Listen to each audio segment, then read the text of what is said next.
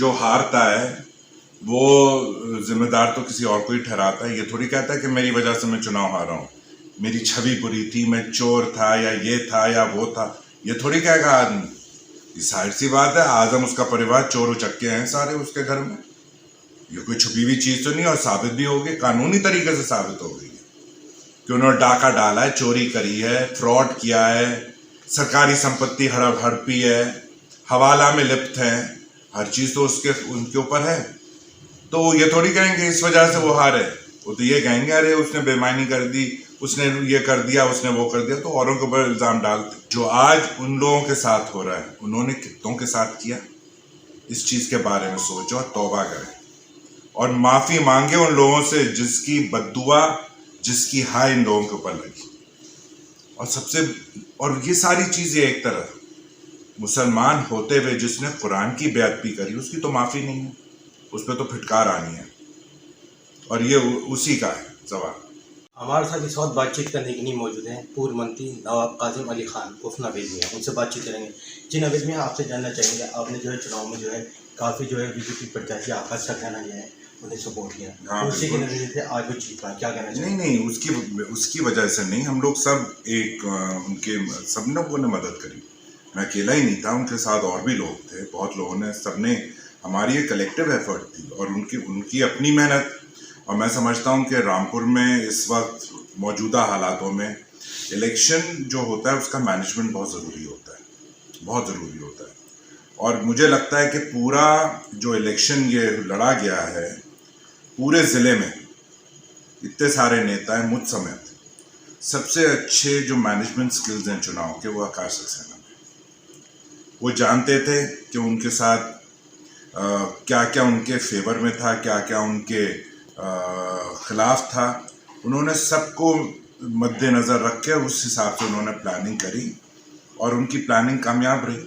हम सब उसका एक हिस्सा थे और चुनाव का रिजल्ट आपके सामने बहुत अच्छा रहा। आज जो है उन्होंने मोदी जी से मुलाकात करी, वो काफ़ी रामपुर में चर्चा हुई।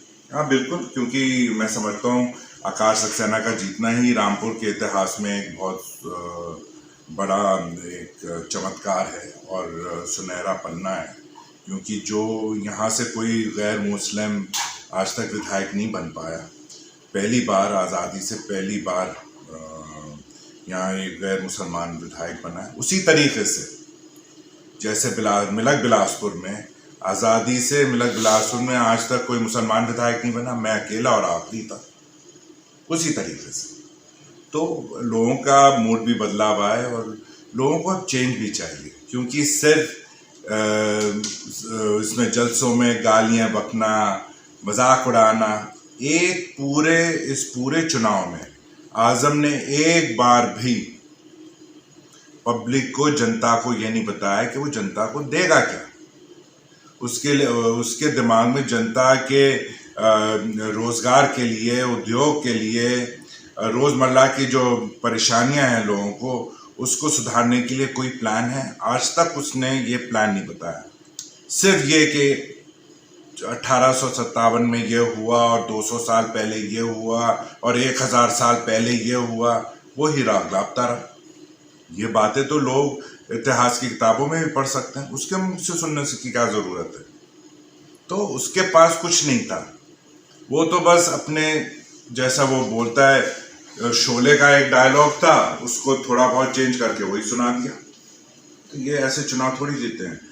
मुझे बहुत अच्छी चीज़ ये लगी कि जब से आकाश सक्सेना ने चुनाव का प्रचार शुरू किया, उन्होंने हमेशा जनता को बताया, हर जिन सभाओं में मैं गया था, जो मैंने खुद सुनी, उन्होंने बताया कि वो जनता के लिए उनकी क्या प्लानिंग है, जनता को क्या देंगे, उनके दिमाग में क्या चीज़ है जिससे जनता को, यहाँ के जो विधानसभा है उसकी जनता को फ़ायदा होगा। और यही चीज़ अच्छी होती है, लोग यही तो चाहते हैं। भाई लोग, अगर मैं किसी को वोट दूंगा, मैं इसलिए थोड़ी दूंगा कि वो किसी फिल्म का डायलॉग बोल देगा, मैं तो इसलिए दूंगा ताकि मेरा वोट का सही इस्तेमाल होगा लोगों के लिए। तो ये चीज़ है।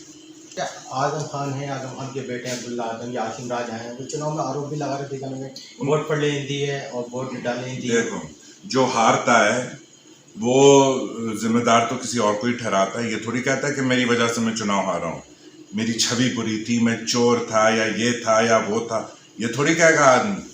ये सारी सी बात है, आजम उसका परिवार चोर उचक्के हैं सारे उसके घर में। ये कोई छुपी हुई चीज़ तो नहीं, और साबित भी हो गई, कानूनी तरीके से साबित हो गई है कि उन्होंने डाका डाला है, चोरी करी है, फ्रॉड किया है, सरकारी संपत्ति हड़प हड़पी है, हवाला में लिप्त है, हर चीज़ तो उनके ऊपर है। तो ये थोड़ी कहेंगे इस वजह से वो हारे। वो तो ये कहेंगे अरे उसने बेईमानी कर दी, उसने ये कर दिया, उसने वो कर दिया, तो औरों के ऊपर इल्ज़ाम डालते। हाँ, उनके बेटे का साफ तौर पर कहना भी यही है, बोले शिकायत करें लोग किससे करें, कोई सुनने की तैयारी नहीं है। देखो, किस्मत जो है और अल्लाह हर इंसान को इसी ज़िंदगी में आईना दिखाता है। जो आज उन लोगों के साथ हो रहा है, उन्होंने कितनों के साथ किया, इस चीज़ के बारे में सोचो और तौबा करें और माफ़ी मांगे उन लोगों से जिसकी बद्दुआ, जिसकी हाय इन लोगों के ऊपर लगी। और ये सारी चीज़ें एक तरफ, मुसलमान होते हुए जिसने कुरान की बेअदबी करी उसकी तो माफ़ी नहीं है, उस पर तो फिटकार आनी है, और ये उसी का है सवाल। जो यूनिवर्सिटी में किताबें जो बिल्कुल। कुरान शरीफ लिख लेते, चोरी करके हदीस है, उसमें सिर्फ कुरान शरीफ नहीं था, उसमें भगवत गीता भी थी, उसमें और भी धर्मों के और भी मजहबों की किताबें थी, उनको ज़मीन पे ऐसे फेंक कर और चुनवा दिया। कोई इंसान नहीं करे, ये तो शैतान का काम है। तो ये तो इंसान के भेष में है ही शैतान। वो तो अपने जलसे में आदम खान कह रहे हैं कबड्डी बाजार में खरीद के लेगा। अरे वो झूठा मक्कार तो है ही वो। अपनी मक्कारी का पब्लिक को थोड़ी बताएगा कि मैंने ये घोटाले किए हैं। वो तो उसका आसान तरीका निकालेगा कि जैसे कि पब्लिक पहले फर्स्ट स्टैंडर्ड टू 2 स्टैंडर्ड के बच्चे हैं कि जो उनको बताओ वो कहते हैं हाँ हाँ हाँ। अब्दुल्ला आजम ने एक ट्वीट किया था, उन्होंने कहा भाई सच्चाई हार गई झूठ की जीत। क्या अब्दुल्ला आजम ने एक ट्वीट किया था, ट्वीट में उन्होंने कहा सच्चाई हार गई झूठ की जीत। नहीं, मेरे ख्याल से सच्चाई की जीत तो हमेशा सच्चाई की होती है, चाहे देर से हो, लेकिन जीत हमेशा सच्चाई की होती है और झूठों का मुंह काला होता है, जो आज इनका हो रहा है। ये टांडी की क्या तैयारी है? तो टांडी वो तो अब चुनाव आने वाला है, अभी क्योंकि वो विचाराधीन है, न्यायालय हाई कोर्ट, ये हमारे डिस्ट्रिक्ट कोर्ट में उसका मामला चल रहा है। जैसे ही उसमें फैसला आएगा उसके बाद फिर उसके ऊपर हम सोचेंगे कि उसको कैसे करें।